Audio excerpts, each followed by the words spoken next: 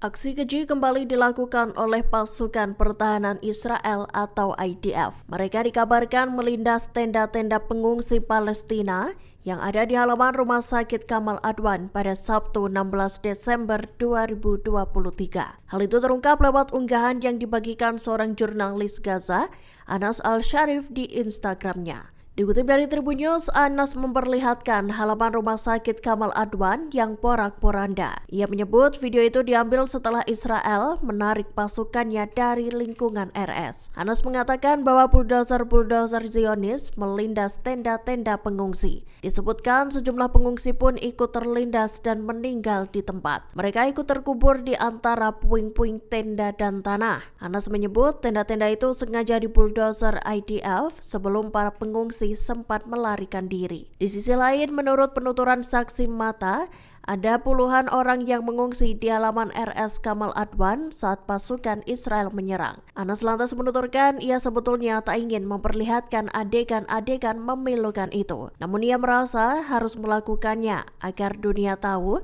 tentang kekejaman yang dilakukan IDF terhadap rakyat Palestina. Aplikasi galang dana online berbasis di London, Inggris yakni justgiving.com membekukan rekening penggalangan dana untuk tentara Israel atau IDF. Rekening Zionis dibekukan karena para eksekutif Just Giving menganggap IDF sebagai milisi. Tentu saja jika IDF dianggap sebagai milisi, artinya melanggar pedoman komunitas Just Giving. Dikutip dari Tribun News, para eksekutif aplikasi itu menjadikannya sebagai dasar. Mereka menolak membayar sejumlah donasi senilai 21.710 pound sterling. Hal itu lantaran mereka beranggapan ada risiko jika uang tersebut nantinya digunakan untuk mendukung milisi. Namun Just Giving pada akhirnya mengalah dan memberikan uang itu kepada sang penggalang dana. Hal itu dilakukan setelah adanya intervensi dari pengacara Inggris mewakili Israel. Caroline Turner, pengacara Inggris untuk Israel, mengatakan IDF merupakan tentara negara berdaulat. Kelompok Hizbullah meluncurkan 2 drone kamikaze buatan Iran ke wilayah Israel Utara. Serangan tersebut dilancarkan Hizbullah pada Sabtu 17 Desember 2023 waktu setempat. Dikutip dari Tribun News, dari 2 drone itu, satu diantaranya dijatuhkan oleh sistem pertahanan udara Israel yakni Iron Dome. Sedangkan satu lainnya berhasil menerobos dan menghantam telak posisi Batalion 129 Brigade Lapis Baja ke-8 dari Petach Tikva. Satu tentara Israel dilaporkan tewas dalam serangan itu.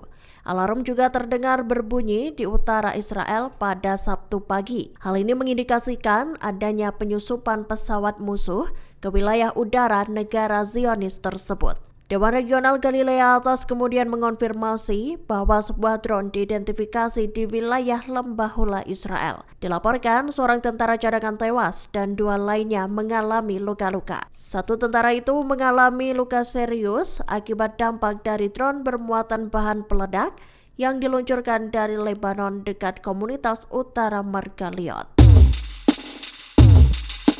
Kepala Staf Pasukan Pertahanan Israel atau IDF Herzi Halevi mengaku bertanggung jawab atas terbunuhnya 3 sandera yang salah sasaran. Seperti diketahui pada Jumat 15 Desember 2023 lalu, tentara Israel dilaporkan menembak mati 3 orang yang ditawan Hamas. Insiden itu terjadi selama operasi tempur di Sejaya, kota Gaza. Dikutip dari Tribun News, Halevi lantas menuturkan bahwa pasukannya melakukan kesalahan. Ia menyebut bahwa tembakan itu dilakukan dengan melanggar instruksi. Halevi menyebut ia telah melarang pasukan Israel untuk menembak siapapun yang mengibarkan bendera putih. Diketahui IDF telah menyelesaikan penyelidikan awal atas insiden tersebut. Ia memastikan para pasukan Zionis akan mengambil pelajaran dari pertempuran tersebut dan mentransfernya ke pasukan tempur di lapangan. Diberitakan sebelumnya 3 orang sandera Israel terbunuh oleh tentara Zionis sendiri. Kala itu para sandera tersebut terlihat bertelanjang dada. Salah satu dari mereka bahkan tampak mengibarkan bendera putih sebagai tanda menyerah. Namun mereka justru dihabisi oleh tentara Israel sendiri. Pasukan Pertahanan Israel atau IDF kembali menyasar kamp pengungsi Jabalia. Sedikitnya 90 orang tewas dan lebih dari 100 lainnya mengalami luka-luka dalam serangan di Gaza Utara itu. Dikutip dari Tribun News, serangan pasukan Zionis itu dilepaskan pada Minggu 17 Desember 2022. Kementerian Kesehatan Gaza menguraikan, serangan tersebut menghantam blok perumahan milik keluarga Al-Bars dan Al-Wan. Diketahui putra juru bicara kelompok jihad Islam Palestina menjadi satu di antara korban yang tewas. Petugas pertolongan pertama dan penduduk setempat terus berusaha mencari korban luka.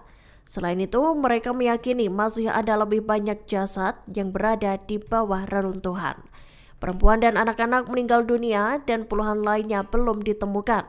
Petugas medis di Deir el-Balah di Gaza Tengah menuturkan, sedikitnya ada 12 warga Palestina tewas dan puluhan lainnya luka-luka. Pasukan Israel mengklaim menemukan sebuah terowongan Hamas yang sangat besar pada Minggu 17 Desember 2023. Sejauh ini Israel mengklaim bahwa terowongan tersebutlah yang paling besar di antara lainnya. Dikutip dari Arab News, terowongan itu berada di dekat penyeberangan perbatasan di Erez. Terowongan tersebut tampak bercabang dan membentang lebih dari 4 km. Pintu masuknya terletak 400 meter dari penyeberangan Erez.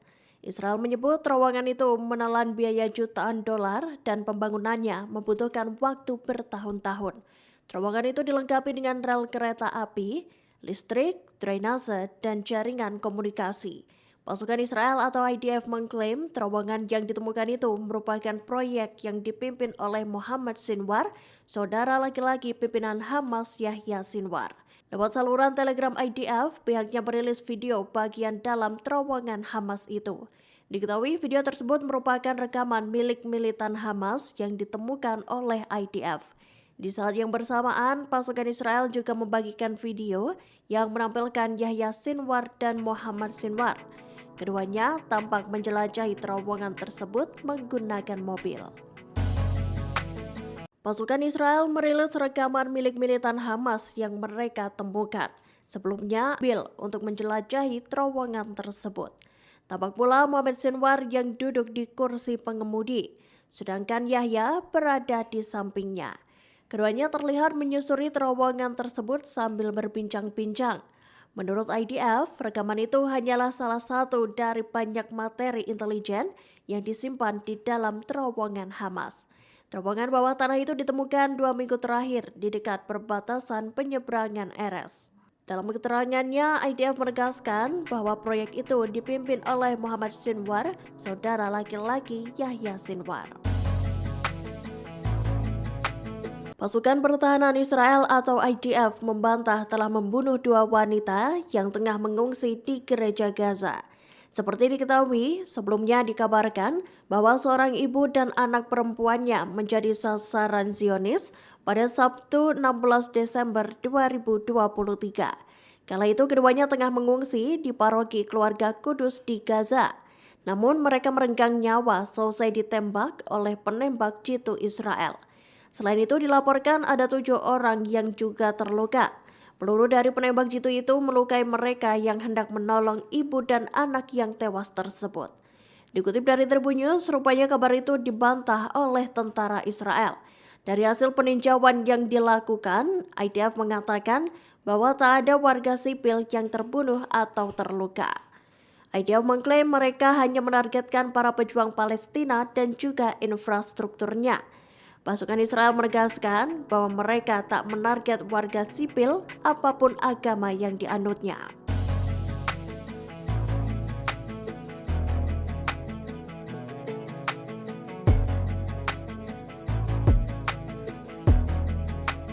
Download Tribun X sekarang, menghadirkan lokal menjadi Indonesia.